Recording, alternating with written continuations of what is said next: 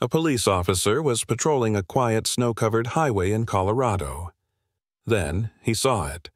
A German shepherd blindfolded, bleeding, unmoving standing guard beside a torn pink backpack as if it held someone's soul.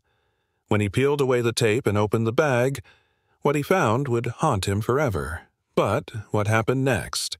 It might just restore your faith in humanity.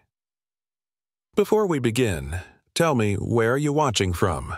Drop your country in the comments. Let's see how far this story travels. And if you believe that no dog should ever be thrown away like trash, hit that subscribe button, because this story might change the way you see love, loss, and loyalty. The wind had teeth that morning in Ash Hollow, Colorado. A ghostly veil of snow drifted across the deserted stretch of Highway 82, swirling like spirits that hadn't yet found peace. The early sun barely broke through the clouded sky, casting a pale, cold light over the pine-covered foothills. It was the first true snowfall of the season, and with it came a silence that even engines seemed hesitant to disturb. Officer Eli Carson gripped the steering wheel of his cruiser with one hand, the other wrapped around a thermos of black coffee that had long gone lukewarm. He was 44, built lean but weathered, like a barn left standing through too many winters.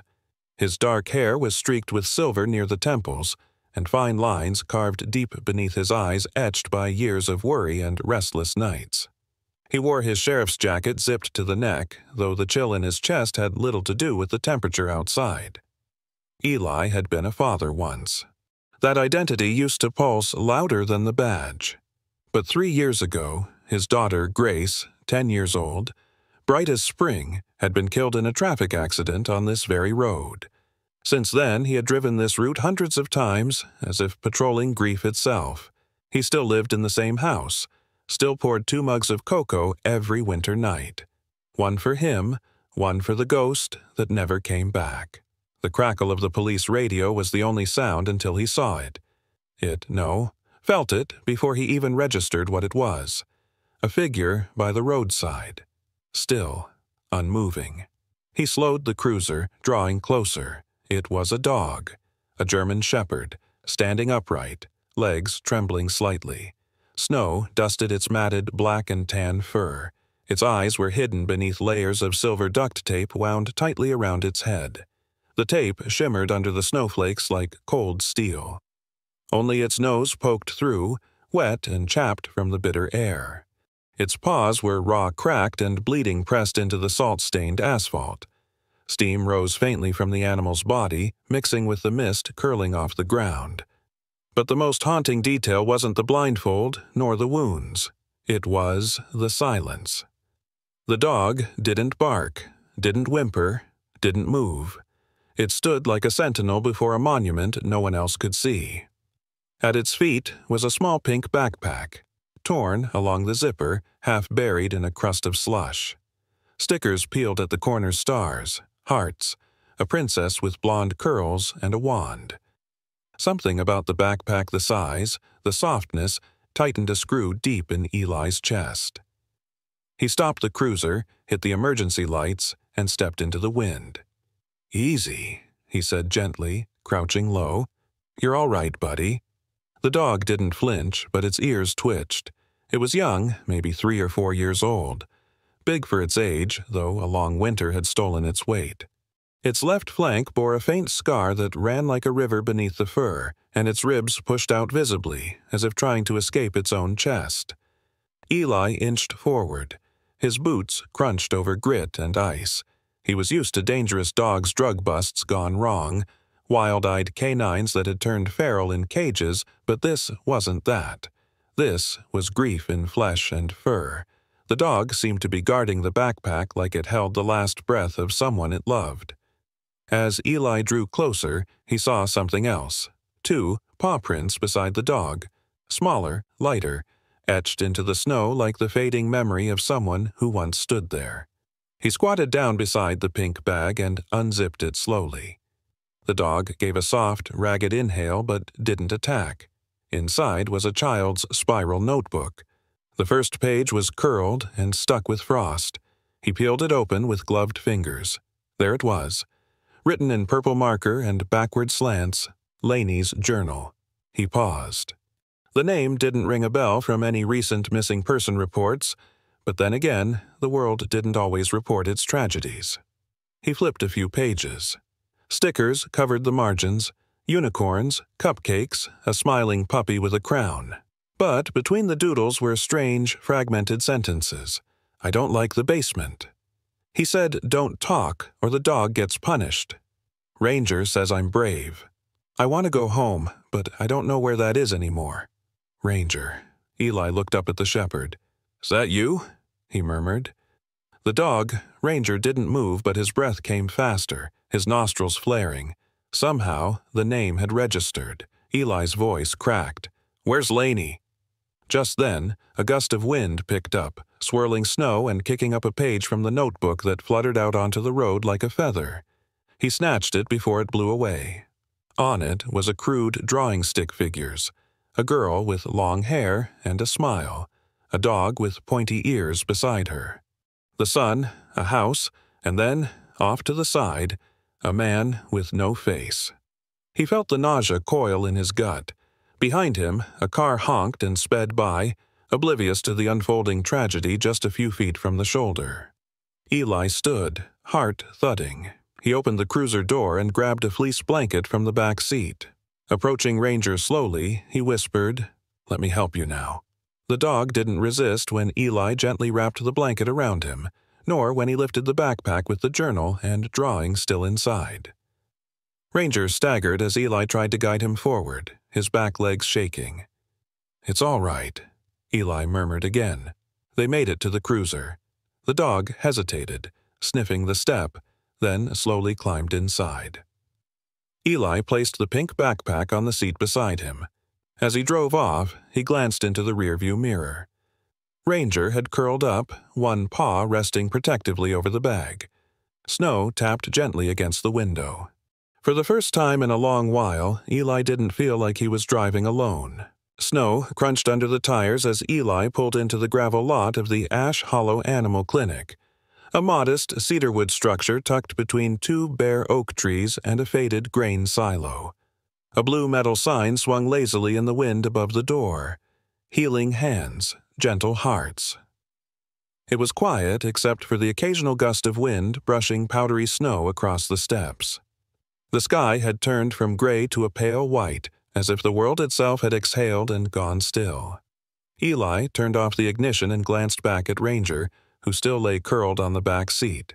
One paw remained draped protectively over the pink backpack, as if even in his exhaustion, the dog wasn't willing to let it out of his sight. "Come on, soldier," Eli said softly. He opened the door, wrapping Ranger again in the fleece blanket before lifting him into his arms. The dog didn't resist, though a low, dry grunt slipped from his throat. His body was heavier than Eli expected, dense, not with weight, but with burden. Inside the clinic, warmth embraced them like a long-lost memory. The scent of antiseptic and dog shampoo hung in the air. Fluorescent lights buzzed gently overhead. A tall woman with cropped red hair looked up from the front desk. She was in her early 50s, with fine crow's feet etched at the corners of her sea-green eyes and a no-nonsense air softened by genuine kindness. Her name tag read, Dr. Marlene Greaves. "Eli Carson," she said, arching a brow. "When I heard you were bringing in a dog, I assumed it was another raccoon bite." "Not today, Mar," Eli said, shifting the bundle in his arms. "This one's different." Her eyes fell on the blanket. "Exam room 2. I'll grab my kit." Inside the room, Eli placed Ranger on the steel exam table, gently unwinding the fleece. Marlene entered a moment later, gloved and focused.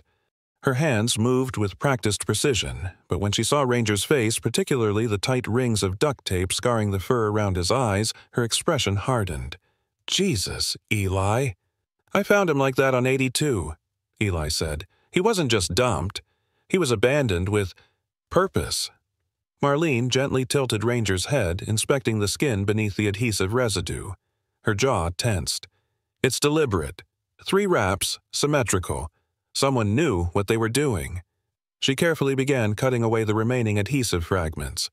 Ranger winced, but made no sound. His eyes, once revealed, were a deep, soulful amber. There was no wildness in them, just a raw, unfiltered ache. "He's maybe 3, she murmured. "Poor nutrition. Front left paw is cracked and bleeding. He's got old breaks, see here?" She touched a ridge beneath the shoulder fur. "Never set properly. Probably mended on their own." As she moved down the body, her fingers paused at a series of faint, raised scars around the rib cage. "These look like belt marks." Eli swallowed hard, his hands clenched in his pockets. "He has a microchip," Marlene continued, scanning between the shoulder blades. A beep. She looked at the screen, then frowned. Unregistered. It was probably implanted, but never activated. No name, no owner history. Eli reached down to rest a hand on Ranger's back. "Then I'm calling him Ranger. It's the name in her notebook." "She." He nodded toward the backpack. Marlene followed his gaze. Later, while Ranger lay sedated for a deeper examination, Eli sat alone in the waiting room with the backpack open on his lap. Snow had started falling again outside the clinic windows, soft and steady, like ash from a quiet fire. He pulled out a crumpled sheet from one of the front pockets. It was a drawing, a child's hand, scribbled with innocence. A girl with stick arms, wild hair, and bright blue circles for eyes stood beside a much larger dog under a leafy tree. Above them, in a shaky scrawl, was written, "Me plus Ranger equals safe place." Eli ran a thumb over the word safe. He could feel the girl's hope still soaked into the ink.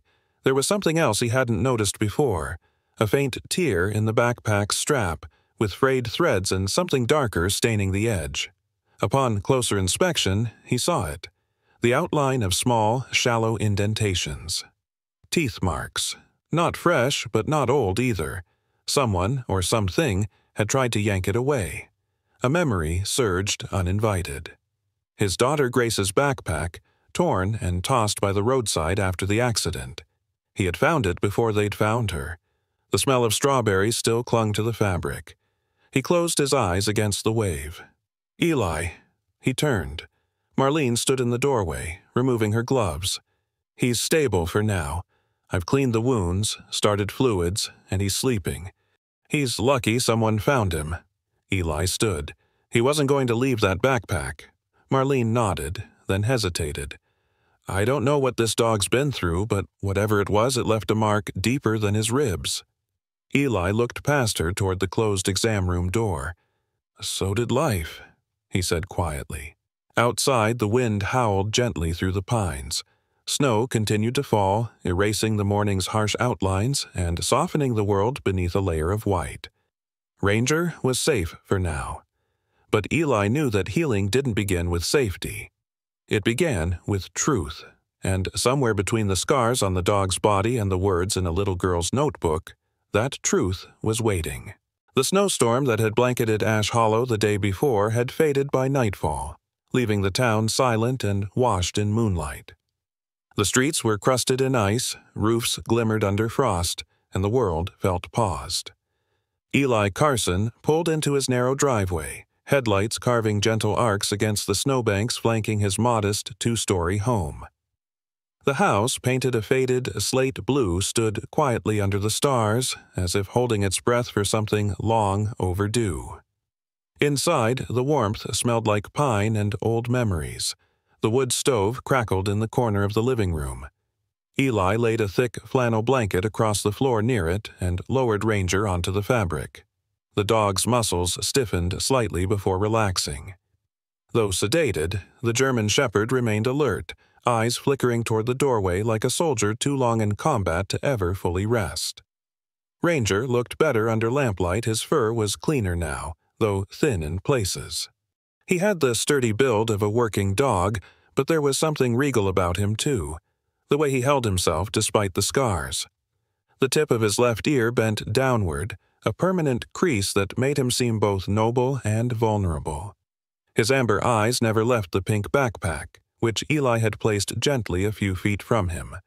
The dog's gaze lingered there like a tether, invisible but unbreakable. Eli took off his coat and stood by the fire, stretching out stiff shoulders. The house creaked gently in the cold, the kind of sound that made it feel more alive than abandoned. He hadn't had company in a long while, not since Grace died, and his wife left the town soon after, broken by the loss in ways Eli couldn't reach. He brewed coffee out of habit, 2 mugs. One he drank. The other sat untouched on the small kitchen table, across from the seat that no one filled anymore. Before going to bed, he placed a shallow bowl of water and some leftover chicken stew near Ranger's blanket. The dog didn't move, didn't eat. He just watched. That night, Eli didn't sleep well.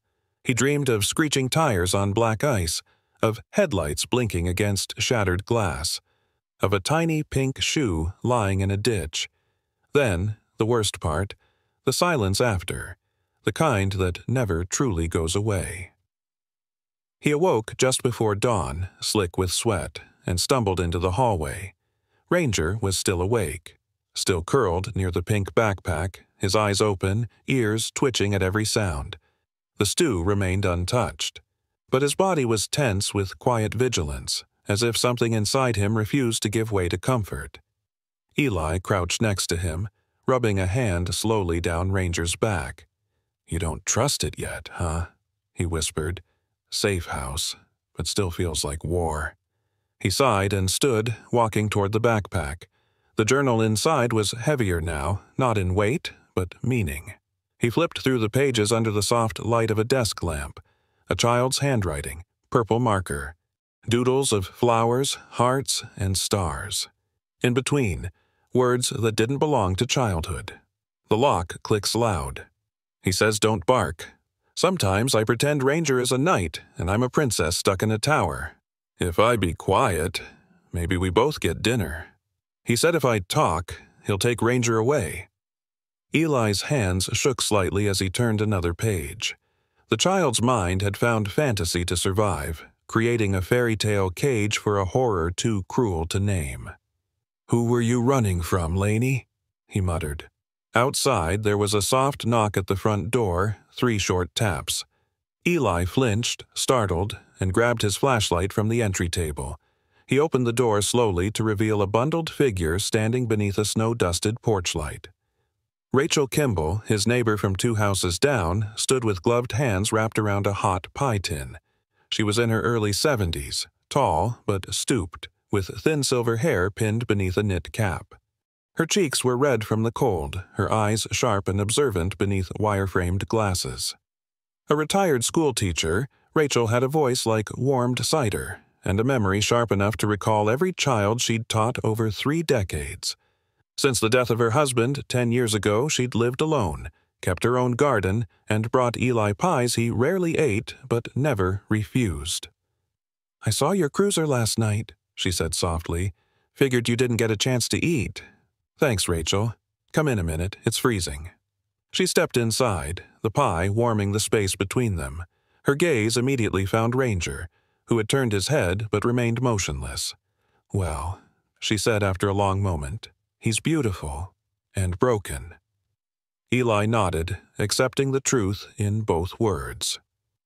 Rachel approached slowly. She had always been gentle around animals, maybe because she never had children of her own, or maybe because she understood something about the wounded heart. "Who does the bag belong to?" she asked. "A girl named Laney," Eli replied. "Or used to." Rachel's lips thinned. "I've seen that look before, in some of my students, the ones who flinched when someone raised their voice, or stayed late because they didn't want to go home." She knelt near the backpack, tracing a finger over one of the stickers. "Wherever she is," she said, "this dog guarded her with everything he had." Later, after Rachel had gone and the pie sat untouched on the counter, Eli returned to the journal, now resting in his lap like a silent plea. Ranger had shifted slightly, his paw now resting on the corner of the pink backpack. Outside, the sun rose slowly, brushing pale gold across the snow-covered town. Inside, the house had changed. It was still quiet, still full of shadows, but now there was a presence in the silence, a guardian watching, a truth waiting.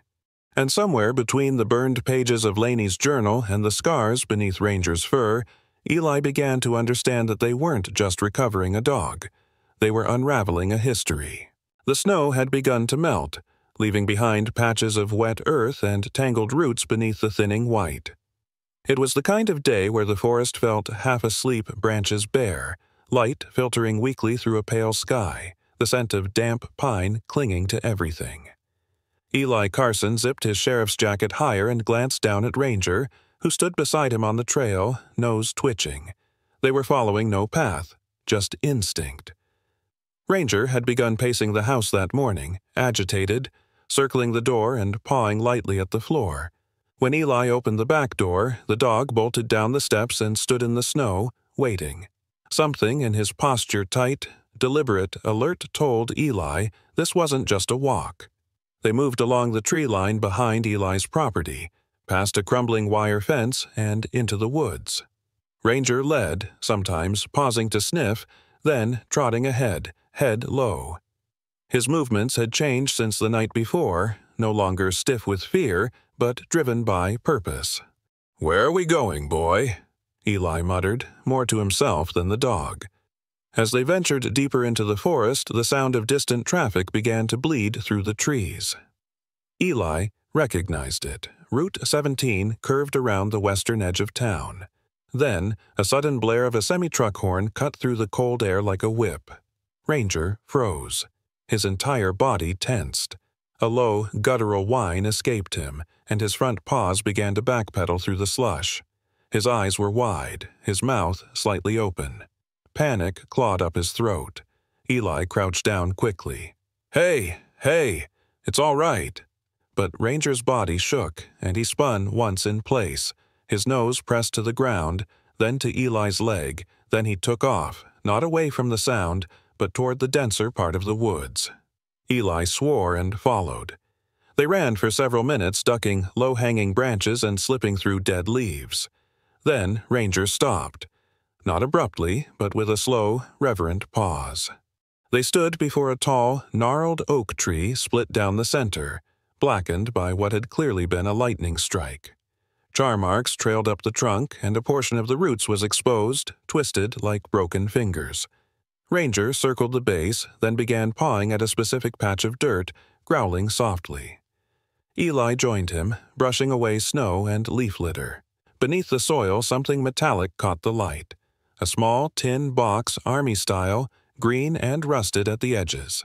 Someone had buried it, not deeply, but enough to keep it hidden from casual discovery. He pulled it free. The latch was stiff from age and moisture, but it clicked open with a reluctant snap. Inside, a weathered photograph and a USB drive taped to the lid. Eli pulled out the photo first. It was bent at the corners, the colors faded but still clear. A young girl, Lainey, stood grinning with her arms around Ranger. She was missing her front teeth and wore a blue dress with glitter stars. Standing behind her, with a hand on her shoulder, was a man. Late 30s, Caucasian, broad build, hair close-cropped with a slight widow's peak. He wore a dark flannel and a forced smile, too tight, like someone posing for a role they didn't want. Eli felt something cold and sharp twist inside him. That wasn't a father. That was a placeholder. Ranger growled low in his throat, his eyes fixed on the photo. Back at the house, Eli laid the items on the dining table under a desk lamp. The USB was ordinary black plastic with a red slider, but its presence felt weighty. He didn't plug it in yet, not without knowing what was on it. He reached for his phone instead and took a photo of the man's face, then sent it to Rachel with a short message. "Recognize this guy?" He barely had time to set the phone down before it rang. Rachel's voice was sharp, breathless. "That's Derek. Derek Morrison." "Who?" "Lainey's mom dated him a few years ago. He used to come by my classroom when they picked her up. I always got a bad feeling about him. Controlling. The kind of man who stands too close and never lets you forget it." Eli's pulse quickened. "You remember anything else?" "She stopped showing up with Lainey after a while. Then they moved. I didn't see them again. Rumor was she lost custody." He looked over at Ranger, who was now lying under the window, still alert, his eyes trained on the table like he was guarding the truth itself. Eli thanked Rachel and hung up. So, Derek Morrison. No records in Ash Hollow, but probably something if he dug deeper. The name itself felt like a key in a locked door, and Ranger had led him right to it. He walked back to the table, picked up the photo again. At time he noticed something small in the corner, barely visible through the fading ink. The base of the tree behind them was marked by a scar down its center. The lightning-struck oak. Eli sat down hard in the kitchen chair, the legs creaking under him. That tree wasn't just a spot Ranger remembered. It was the spot where something had happened, where something had been hidden. He stared at the USB. Tomorrow, he'd take it to the station and open it there, somewhere secure. Tonight, though, he watched Ranger finally fall asleep, his body curled beside the pink backpack, his breathing slow and even. And outside, the forest held its breath again. Something was waking up. A truth, long buried. And Eli Carson was no longer just a grieving father or a tired cop. He was a man chasing justice for a girl with stars on her dress and a dog who never stopped protecting her. The morning light in Ash Hollow came hesitant and pale, like it wasn't sure it wanted to reveal what the night had hidden. Eli Carson sat in the corner of the sheriff's office, a weathered concrete building with sun-streaked windows and heating that worked only when it felt generous. Ranger lay curled at his feet, his large frame a warm, steady presence in the otherwise sterile room. He had insisted on bringing the dog with him, not just for company, but because this wasn't just about a case anymore. It was about both of them. On the desk in front of Eli sat the USB drive. The black plastic was now taped to a manila evidence envelope, its edges worn from his fingers. Next to it was his laptop, ancient, cracked at the hinge, and slow but functional. A cup of burnt coffee steamed gently to his left. He plugged the USB in, held his breath. A folder appeared on the screen. Laney, private. Inside were 5 video files. He clicked the first one. Static buzzed before the feed steadied. A grainy black-and-white shot of a small living room, a couch, a child-sized mattress in the corner, and Laney. Barefoot, hair tangled, sitting cross-legged on the floor, drawing in a spiral notebook. Ranger appeared beside her, tail still, eyes watchful. She looked up every few seconds as if listening for something outside the frame. Then a door opened in the background. A man entered. Derek Morrison. Eli recognized him from the photo. Derek was taller in motion, with a lumbering gait and shoulders hunched from long-term anger. His voice came muffled, but Eli could hear the edge in it. "Why are the lights still on?" Laney flinched. "I forgot." "Don't lie." The screen shook as the man yanked the lamp cord. The room darkened. Eli clenched his jaw. He fast-forwarded. In another clip, Laney lay on the mattress, clutching Ranger tightly. The little girl whispered something into his ear. Eli turned up the volume. "If you're still alive one day, please find someone good. Someone better than Mommy." The dog blinked slowly, pressing his muzzle into her hair. "I think maybe love is something you only get once," Laney continued, voice thin and tired. "I hope you get it again." Eli stopped the clip. His eyes burned, his throat thick. Ranger, as if sensing something in the air, placed a paw gently on Eli's boot. He stared at the screen for a long time before finally opening his search database. It took a few minutes to find it, but there it was. Missing person report, Laney Morrison. Age 7. Filed January 15th, 2021. Boulder County. Status, case closed. Custody, transferred to biological father. Location confidential. Eli frowned. That made no sense. If she'd been placed with her father, why had she ended up buried under trauma, with only a dog and a pink backpack for protection? He dug deeper. Police reports, social services entries, anything. Then he found a name. Jonah Greer, former CPS case manager, terminated April 2021. There was a note attached to the file. Conflict of interest, unsubstantiated reports, failure to adhere to protocol. And then, as if on cue, his inbox pinged.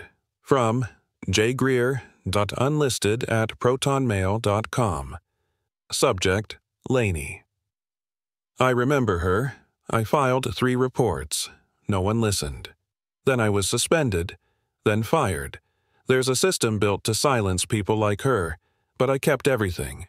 I didn't know where to send it until I saw your name in the county scanner. We should talk, soon, before they bury it again. Attached was a scanned copy of a handwritten note. It was a post-it with child's writing, the same purple marker Eli had seen in the journal. Ranger is my hero, but I think heroes get tired too. Eli leaned back in his chair, the weight of it all pressing into his ribs like concrete. He opened another video. This one showed the man, Derek, yelling into a phone in the kitchen. Lainey sat at the table, drawing again, small and quiet like a shadow. The call was loud enough to hear. They said if we settle the malpractice claim, I'll have to give up the dog. I'm not doing that. I'll make it look like an accident. I swear. That damn dog looks at me like it knows, like she's still in there.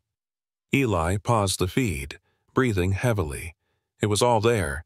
Neglect, abuse, threats, a cover-up. He glanced at Ranger, now resting his chin on the toe of Eli's boot. That look in his eyes, calm, resigned, but ancient, wasn't animal. It was memory. It was grief. Eli stood up, unplugged the USB, and carefully sealed it back into the evidence envelope. He wasn't just chasing shadows anymore. He was following a Whisper Laney's whisper, and it had led him straight into the dark heart of something monstrous. He picked up the phone and called a contact in Boulder County records. "Detective Carson," said a young woman on the other end. "How can I help?" "I need sealed case files. Lainey Morrison. And any connection between Derek Morrison and malpractice litigation involving St. Mary's Hospital." There was a long pause. "I'm not sure I'm authorized." "This isn't about protocol," Eli said, voice firm. "This is about a girl who begged her dog to find help." Another pause. "I'll see what I can do." He hung up and turned to Ranger. "You kept your promise, didn't you?" Eli said. "You survived. And now it's my turn." The Wyoming border was flanked by endless miles of frostbitten plains, barren cottonwoods, and skies that stretched wider than reason. Eli Carson drove through it all in a borrowed unmarked SUV, Ranger seated in the passenger seat, alert but relaxed, his head resting on the window like a sentry returning from war. The dashboard read 23 degrees, but it felt colder than that, one of those days where even breath froze in midair. It had taken Eli less than a day to trace Jonah Greer.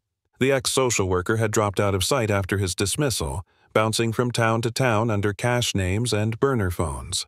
But people who once cared don't vanish entirely, they just learn to go quiet.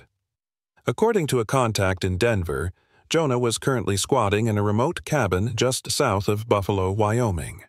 The man had taken up handyman work in exchange for rent, kept to himself, and occasionally visited the local library to read old legal journals. Off the grid, but not disconnected. Eli slowed the SUV as the gravel road turned to a snowy track that wound through a sparse forest.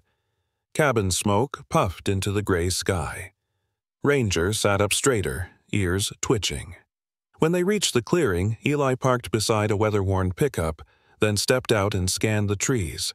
The cabin was small, one story, with warped siding and patched shingles. A single porch light flickered. No dogs, no cameras, just quiet. Ranger didn't wait for a command. He stepped out of the car and padded ahead, tail low but confident. The door opened before they could knock. Jonah Greer stood in the frame, lanky, mid-40s, wrapped in a plaid shirt and thermal vest that had seen better decades.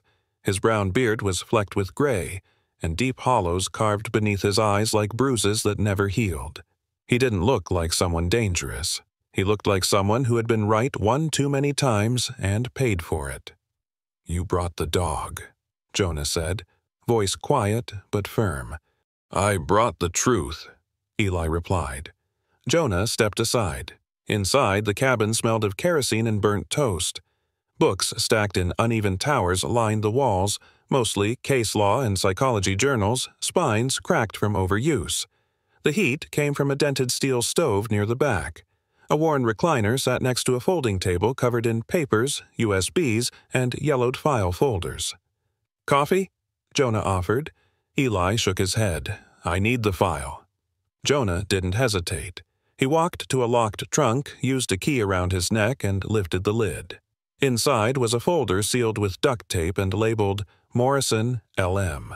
He handed it over with both hands, as if it were something sacred. Eli sat and opened it. Photos, court transcripts, internal memos, all the pieces that had never made it into any official investigation. He thumbed through the records quickly, his fingers stiff with anger. Laney's mother, Tricia Morrison, multiple rehab stints. Arrested for possession. Lost custody briefly in 2018, but regained it with testimony from Derek, who she claimed was in recovery. Jonah leaned against the table, arms crossed. He wasn't. And he wasn't her husband, just a boyfriend with a clean enough record and a manipulative streak a mile wide. There were complaints. 3, Jonah nodded. Filed by neighbors, reports of yelling, a crying child, but each time CPS sent someone out, the house was spotless and Laney was too scared to speak. Then Derek filed a civil suit against CPS for harassment. The agency caved. I kept digging. That's why they fired me. Eli turned to page an internal memo, written by Jonah himself.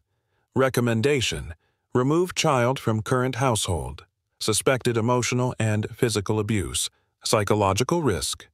No one listened, Jonah said. They will now.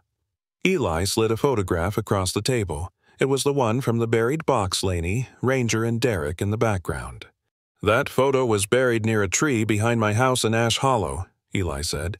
Ranger led me there, same day I found the USB. Jonah's eyes flicked to the dog. He survived. He didn't just survive, he waited. They sat in silence a moment before Jonah added, There's something else. I talked to a friend who used to work at St. Mary's Hospital in Boulder. Derek wasn't just Laney's guardian. He filed a malpractice suit after she died. Claimed negligence during emergency care, settled out of court, $500,000. Eli rubbed his forehead. She was already gone before they brought her in, wasn't she? Jonah didn't answer, but the stillness said enough. As Eli prepared to leave, Jonah handed him a smaller envelope. That's a duplicate of everything, in case something happens to me. Back in the SUV, Ranger curled into the seat again, his breathing calm. Outside, snow began to fall, slow, steady, silent. The kind of snow that covers tracks, hides mistakes, buries truth.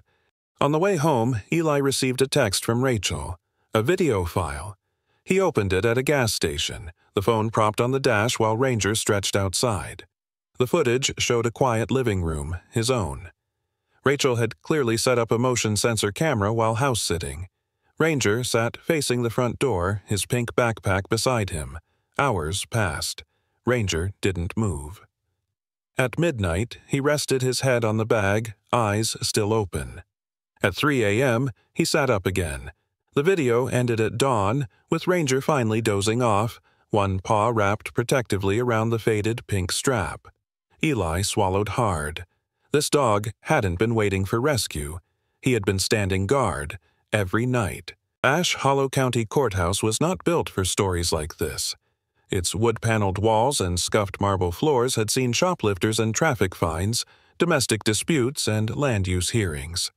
But on that cold, gray morning, as the wind clawed at the courthouse steps and frost formed on the window panes, something heavier settled in the air, like the silence before a verdict is spoken, or the breath before a truth is finally set free. Eli Carson stood outside the courtroom in his pressed uniform, papers clutched tightly in his calloused hands. Next to him sat Ranger, wearing a navy blue support vest donated by a local rescue nonprofit. His ears twitched at every sound, but his body remained calm. Still and grounded. Like he knew this day was for him, and for the little girl whose scent he still carried in his fur. The courtroom doors opened with a creak. Case 14-376. Petition to determine ownership and custody of canine. Subject, Ranger, announced the clerk. Eli stepped in, heart steady, gaze locked. The courtroom was modest, with 2 long pews on each side, a raised judge's bench, and an aging American flag drooping in the corner. Judge Marla Haynes, a compact woman in her 60s with silver hair tied in a tight bun and eyes like weathered granite, presided from the bench. She was known in the region for fairness and a zero-tolerance policy on cruelty animal or human. Her reputation was not for warmth, but for justice. Derek Morrison was already seated at the petitioner's table. He looked nothing like the man in the photo. Time and arrogance had hardened him. His once neat hair was slicked back, thinning at the temples, and his face bore a smug smile that didn't reach his eyes. He wore a charcoal gray suit and brought a lawyer with him, Richard Brenner, slick, thin, and clearly annoyed to be in a county courtroom. The gallery had only a few onlookers. Rachel sat in the back, hands clasped tightly, lips pursed. A woman and child took a seat quietly behind Eli. The woman, Sarah Linwood, was in her mid-30s, slender and tall, with long auburn hair tied in a braid down her back. Her eyes were tired but fiercely protective. Her daughter, Mia, sat beside her 6 years old, small, delicate, with short-cropped dark curls and a white dress beneath a wool coat far too big for her. Mia had been selectively mute since she was 4 after being pulled from a bad foster situation. The judge nodded. "Mr. Morrison, you are claiming ownership of the German Shepherd in question?" "Yes, Your Honor," Derek replied smoothly. "Ranger was my property. I have vet records, adoption paperwork from 4 years ago, and photographs confirming he lived in my household." Eli stepped forward. "Your Honor, I have evidence that Mr. Morrison used this animal in the psychological abuse of a child, Lainey Morrison. I also have a recorded statement, visual evidence, and an unregistered microchip showing no formal adoption." "Submit your evidence, Officer Carson." Eli handed over a thick folder. Inside were the photos, the journal, the scanned files from Jonah, video stills from the USB, and a written testimony. He also had Lainey's drawing of her and Ranger beneath the tree, with the words, "Me plus Ranger equals safe place." "I'd also like to submit a video clip," Eli said. The courtroom lights dimmed as the clerk played the file. Lainey's voice, whispering into Ranger's ear, echoed through the speakers. "If you're still alive one day, please find someone good." A hush fell. Ranger lifted his head, ears alert. Then came the final clip, Derek's voice, recorded mid-phone call. "I'll make it look like an accident. That damn dog looks at me like it knows, like she's still in there."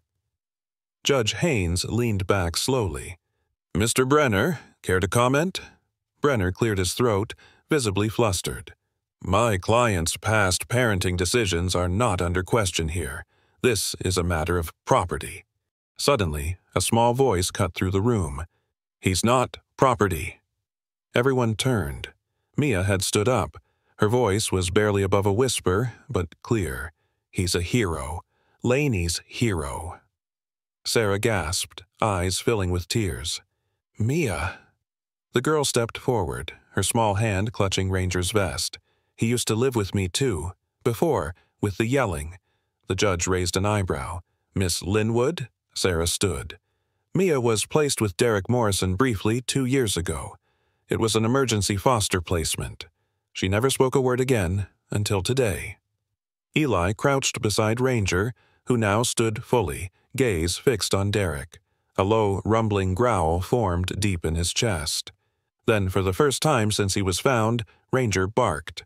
It was not aggressive, it was a roar of defiance, of memory. Derek flinched visibly. "That's ridiculous. It's just a dog." Judge Haynes raised her hand. "I've heard enough. Mr. Morrison, you are hereby found in violation of Colorado State Penal Code 18-92202. Cruelty to animals, as well as neglect and psychological harm to a minor. Based on the evidence presented, this court finds you unfit for animal custody." Derek stood abruptly, face red with rage. "That dog was mine." "No," the judge said, voice steely. That dog was never yours. He was hers, and he's his now. She turned to Eli. Officer Carson, this court awards you permanent custody of Ranger. The gavel came down once, echoing like thunder. As the room slowly cleared, Sarah knelt beside Mia. You did good, sweetheart, she whispered. Laney would be proud. Mia nodded, then looked at Ranger. He remembers her. Eli knelt beside them, scratching behind Ranger's ear. We all do. The frost had melted from the eaves. Ash Hollow had begun to thaw under the long-awaited breath of spring. Buds peeked from the ends of branches, the grass came back in streaks of green, and the air, though still crisp in the morning, no longer bid it kissed. Birds returned to the old oak in Eli's backyard, and wind chimes danced in the breeze like forgotten lullabies rediscovered. 6 months had passed. The house no longer smelled like loss.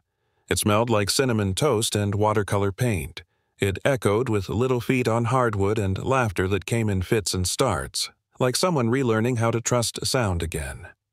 Eli Carson stood in the kitchen, barefoot on cool tile, flipping pancakes. He wore a faded blue t-shirt and flannel pajama pants, and a little flour smudged his stubbled cheek. His face had softened since winter, not in years, but in edges. He still woke at 5 a.m. and drank coffee like it was a ritual. But now there was an extra mug always used, always washed, always full. Mia sat cross-legged at the dining table, her chin resting on her fists. Her hair had grown longer since that day in court, now clipped back with rainbow barrettes. She wore mismatched socks and a glitter unicorn t-shirt. Beside her sat a well-loved plush rabbit named Marbles and a plastic bowl filled with dry cereal she never ate but insisted on preparing herself. Across the room, Ranger lay stretched under the window, one paw tucked under his chest, the other resting protectively on a pink backpack, or what used to be one. Mia had covered the old fabric in stickers rainbows, shooting stars, paw prints, and a lopsided heart she drew with a silver marker. The zipper had been replaced, the tears patched with colorful thread. Where once the bag had held despair, it now held drawings, crumpled snack wrappers, and notes written in bright crayons. It had become hers and his, a shared shrine of everything they'd survived. Every night, Ranger lay beside Mia's bed, nose tucked against the backpack, his eyes blinking slowly in the glow of her fairy-light night lamp. He no longer startled in his sleep, no longer woke, panting or trembling. The growls had faded into soft sighs, and the standoffish stillness was replaced with occasional tail wags and happy grunts when he stretched after a nap. He had healed the only way a dog could, not through therapy, not through words, but through presence, consistency, and the quiet knowing that he was finally, irrevocably safe. So had Mia. It had taken weeks for her voice to return in full at first, just small sentences. Good boy, Ranger. Or, more syrup, please.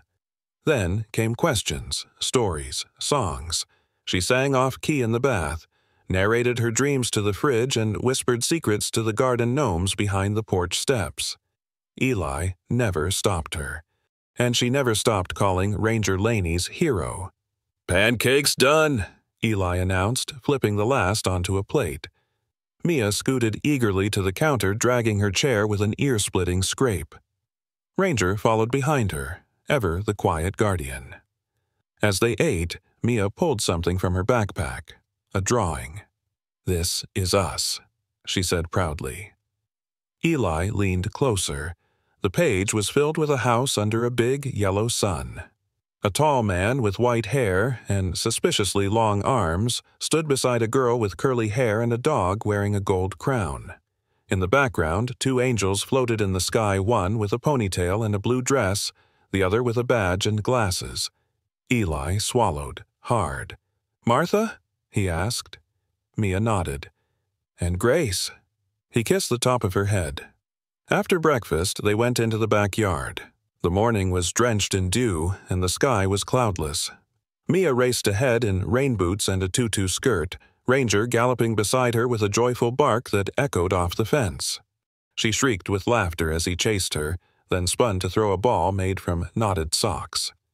Ranger caught it midair and tumbled to the ground in exaggerated victory. Eli sat on the porch steps with a cup of coffee, watching them. It was quiet in his chest now, not hollow, but full, like the grief had settled in, not as a wound, but as a room, a place he could visit, but didn't have to live in anymore. Inside the house, on the mantel above the fireplace, stood a photo of Grace, 10 years old, gap-toothed and grinning, and a newer one beside it, Mia hugging Ranger, both of them half covered in finger paint, laughing into the sun. Beside the frames sat the pink backpack. It no longer carried pain, it carried memory, and the memory had been rewritten. Sometimes, the greatest miracles are not loud. They don't arrive with thunder or fire. They come quietly on 4 tired paws, in a whisper from a child who had forgotten how to speak, or in the silence of a dog who never gave up waiting. This story is not just about pain or loss. It's about the healing that comes when we choose love over fear, compassion over comfort, and presence over promises. Ranger never spoke a word, yet he became a voice for the voiceless. And in the end, through the heart of a little girl and the hands of a broken man who dared to care again, he found his home. Sometimes we ask where God is in our darkest moments. But maybe, just maybe, he's in the ones who show up, in the officer who listens, in the neighbor who cares, in the child who dares to speak, and yes, even in a scarred, silent dog guarding a pink backpack under the snow. If you believe that no animal should ever be abandoned. If you believe that every child deserves to feel safe and loved. If you believe that miracles still happen when love chooses to stay, then share this story. Let someone out there know they are not alone. Comment, Amen, if this touched your heart. Subscribe if you believe every soul deserves a second chance. And may God bless every single one of you watching wherever you are. Because sometimes healing doesn't come in lightning. It comes in the form of a dog who simply refused to leave. Amen.